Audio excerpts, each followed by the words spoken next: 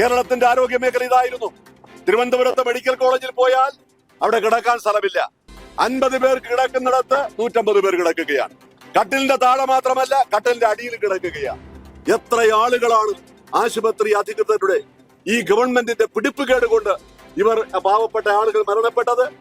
ഒരു കാര്യം ഞാൻ പറയാൻ ആഗ്രഹിക്കുന്നു, ആ കുടുംബത്തെ സംരക്ഷിക്കുവാൻ ഈ ഗവൺമെന്റ് തയ്യാറാകണം. കുട്ടികൾ സമരം ചെയ്തപ്പോൾ അവര് ഈ ജലപീരങ്കി അടിച്ചു. മസ്തിഷ്ക ജ്വരം കേരളം മുഴുവൻ, തിരുവനന്തപുരത്താണ് അതേ നമ്പർ 1. 41 പേർ മരിച്ചു. ചെളിവെള്ളമാണ് അടിച്ചത്. അദ്ദേഹം ആശുപത്രിയിൽ അഡ്മിറ്റ് ചെയ്ത് ഒരാഴ്ച തിരിഞ്ഞു നോക്കാൻ ആളില്ലാതെ തിരുവനന്തപുരം മെഡിക്കൽ കോളേജിൽ നിരാലംബനായി നിരാശ്രയനായി അദ്ദേഹത്തിന്റെ മനസ്സിൽ വന്ന കാര്യങ്ങൾ മുഴുവൻ അദ്ദേഹം ലോകത്തോട് വിളിച്ചു പറഞ്ഞു. അദ്ദേഹം ഞാൻ മരണപ്പെട്ടാൽ ഇത് എന്റെ അവസാനത്തെ വാക്കുകളായിട്ടുണ്ട്, നിങ്ങൾ കരുതണം. ഇത് ഉത്തരവാദികളായിട്ടുള്ള ആളുകൾക്ക് അദ്ദേഹം മരണത്തിലേക്ക്. ആരോഗ്യ കേരളം എന്ന് പറയുന്നത് നമ്പർ 1 ആരോഗ്യ കേരളം എന്നാണ് PR ഏജൻസികളിലൂടെ ഇവിടെ പ്രചരിപ്പിച്ചുകൊണ്ടിരിക്കുന്നു. യഥാർത്ഥത്തിലുള്ള ആരോഗ്യ മേഖലയുടെ സ്ഥിതിയാണ് ഇന്ന് തിരുവനന്തപുരം മെഡിക്കൽ കോളേജിൽ വേണുവിന്റെ മരണത്തിലൂടെ വീണ്ടും വെളിപ്പെട്ടിരിക്കുന്നത് എന്നുള്ളതാണ്.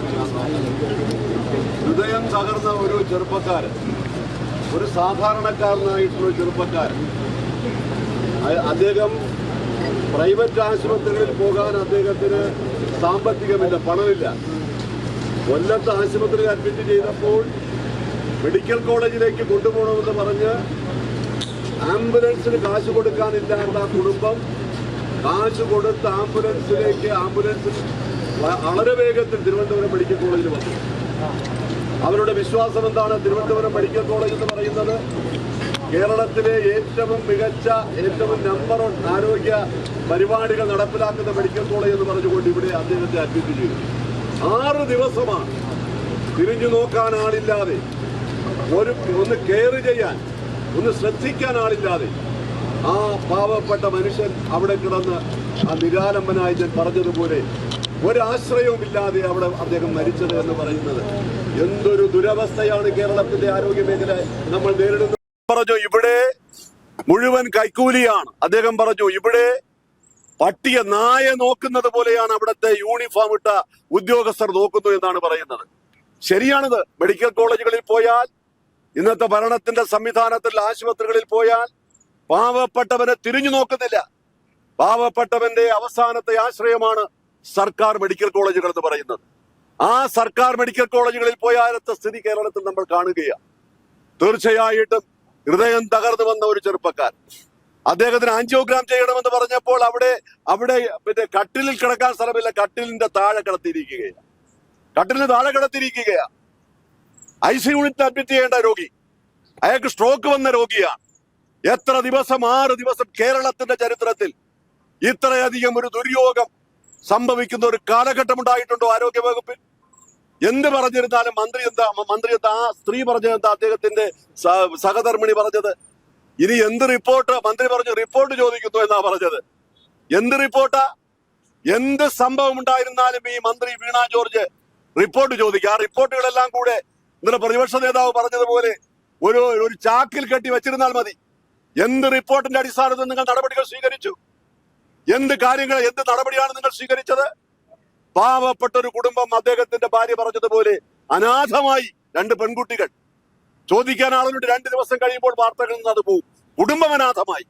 എത്ര കുടുംബങ്ങളാണ് ഈ ആരോഗ്യ വകുപ്പിന്റെ ഈ നെറികെട്ട പ്രവർത്തനങ്ങൾ കൊണ്ട്, ഉത്തരവാദിത്വം ഇല്ലാത്ത പ്രവർത്തനങ്ങൾ കൊണ്ട് എത്ര ആളുകളാണ് കേരളത്തിൽ മരണപ്പെട്ടുകൊണ്ടിരിക്കുന്നത്? ഇതൊരു കൊലപാതകമാണെന്ന് ഞാൻ പറയാൻ ആഗ്രഹിക്കുകയാണ്. ഇതിന്റെ പേരിൽ ഈ അശ്രദ്ധയോടുകൂടി ഈ കൈകാര്യം ചെയ്ത ആളുകളുടെ പേരിൽ കൊലക്കുറ്റത്തിന് കേസെടുക്കണം, നടപടി സ്വീകരിക്കണം മന്ത്രി. ഈ കാര്യത്തിൽ മന്ത്രി ഒരുപാട് കാര്യങ്ങളുണ്ട്. ഇത്രയധികം നിരുത്തരവാദപരമായ സമീപനമെടുത്തുകൊണ്ട് കാര്യങ്ങൾ പറയുമ്പോൾ റിപ്പോർട്ട് ചോദിക്കുന്നു എന്ന് പറയുന്നു. റിപ്പോർട്ട് വാങ്ങി എന്തെങ്കിലും നടപടി സ്വീകരിച്ചിട്ടുണ്ടോ? മന്ത്രി വീണ ജോർജ് ഈ ഉത്തരവാദിത്വം ഏറ്റെടുത്ത് എന്തെങ്കിലും മനുഷ്യത്വപരമായിട്ടുള്ള ഒരു സമീപനം എടുക്കുന്ന മന്ത്രിയാണെങ്കിൽ രാജിവെച്ച് പുറത്തു പോകണം എന്ന് ഞങ്ങൾ ഈ അവസരത്തിൽ ആവശ്യപ്പെടുകയാണ്. രാജിവെച്ച് പുറത്തു പോകണം, ഉത്തരവാദിത്വം ഏറ്റെടുക്കണം. കേരളത്തിന്റെ ആരോഗ്യ മേഖല ഇതായിരുന്നു. തിരുവനന്തപുരത്ത് മെഡിക്കൽ കോളേജിൽ പോയാൽ അവിടെ കിടക്കാൻ സ്ഥലമില്ല. 50 പേർക്ക് കിടക്കുന്നിടത്ത് 150 പേർ കിടക്കുകയാണ്. കട്ടിലിന്റെ താഴെ മാത്രമല്ല, കട്ടിലിന്റെ അടിയിൽ കിടക്കുകയാണ്. ഈ അടുത്ത കാലത്ത് ഒരാളിന് വേണ്ടി ഒരു കുട്ടി ഇതുപോലെ ഒരു കുട്ടി എന്നെ വിളിച്ചു. മകളാണ്, കിഡ്നി രോഗമുള്ള രോഗി, ഹാർട്ട് അറ്റാക്ക് വന്നു. 5 മണിക്ക് അഡ്മിറ്റ് ചെയ്ത് രാത്രി 12 മണിയായിട്ട് ഒരു മനുഷ്യൻ പോയി തിരിഞ്ഞു നോക്കിയില്ല. കേശവൻ എന്നാണ് രോഗിയുടെ പേര്. ആ കുട്ടി വളരെ പ്രയാസത്തോടു കൂടി വിളിച്ചു പറഞ്ഞപ്പോ ഡോക്ടർമാരില്ല. ഇത് വെള്ളിയാഴ്ച അഡ്മിറ്റ് ചെയ്ത വേണു. ആ വെള്ളിയാഴ്ച കഴിഞ്ഞ് ശനിയാഴ്ച കഴിഞ്ഞ് ഞായറാഴ്ച ആയപ്പോൾ ഒരു മനുഷ്യനില്ല. ഞായറാഴ്ച ആയാൽ ആശുപത്രിയുടെ സ്ഥിതി അറിയാമല്ലോ, ഒരു മനുഷ്യനില്ല. തിങ്കളാഴ്ച വന്നു, ഡോക്ടർമാർ അങ്ങോട്ടും ഇങ്ങോട്ടും പോവുകയാണ്. ഇദ്ദേഹം അവിടെ കിടന്ന് വിളിക്കുകയാണ്. ചോദിക്കുമ്പോൾ എന്റെ വകുപ്പല്ല, ഞാൻ നോക്കുന്ന രോഗിയല്ല. എന്ത് മനുഷ്യത്വം മരവിച്ച ഒരു ആരോഗ്യ വകുപ്പിലെ സംവിധാനങ്ങൾ. എല്ലാ ഡോക്ടർമാരെ ഞാൻ കുറ്റപ്പെടുത്തുന്നില്ല. നിങ്ങളുമൊക്കെ ഇവിടെ ഇരിക്കുന്ന മാധ്യമ പ്രവർത്തകരുണ്ട്.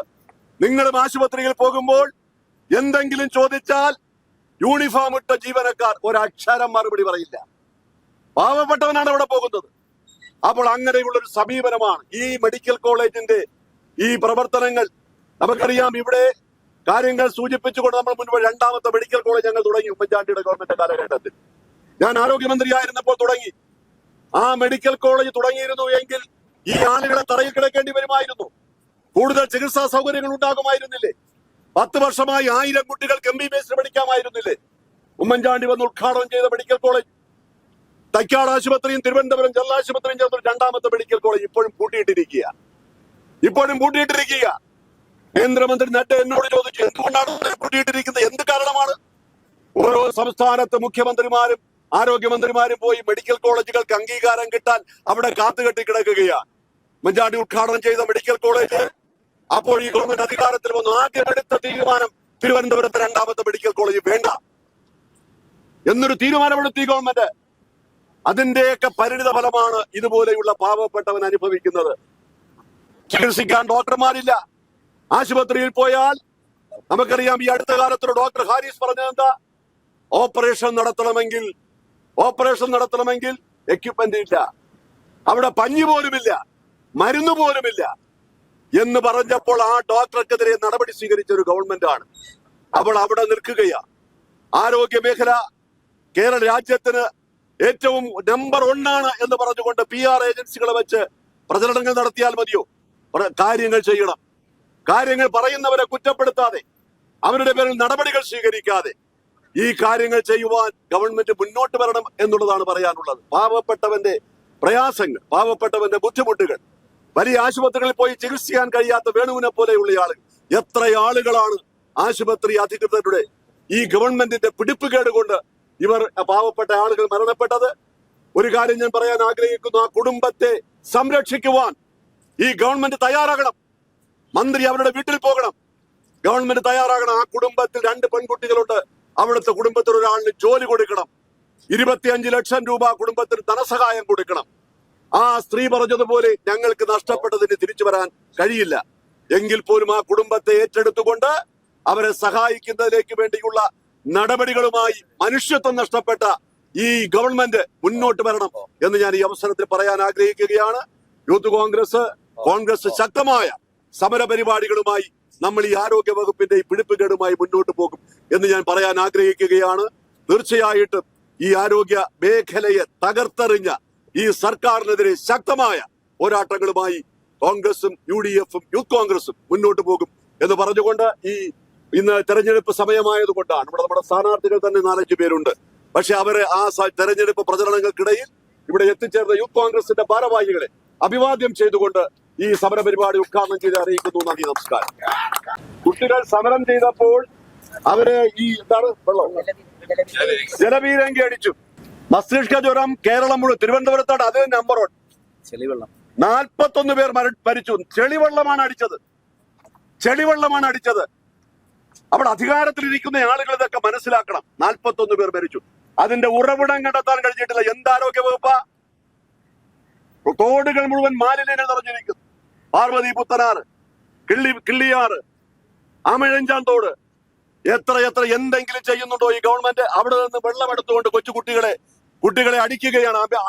മസ്തിഷ്ക ജ്വരം, 41 പേർ മരിച്ചു. ഉറവിടം കണ്ടെത്താൻ കഴിഞ്ഞിട്ടില്ല. നിപ്പ വന്നു, ബംഗ്ലാദേശ് പോലും ഉറവിടം കണ്ടെത്തി. കേരളത്തിൽ ഇതുവരെ ഉറവിടം കണ്ടെത്താൻ കഴിഞ്ഞിട്ടില്ല.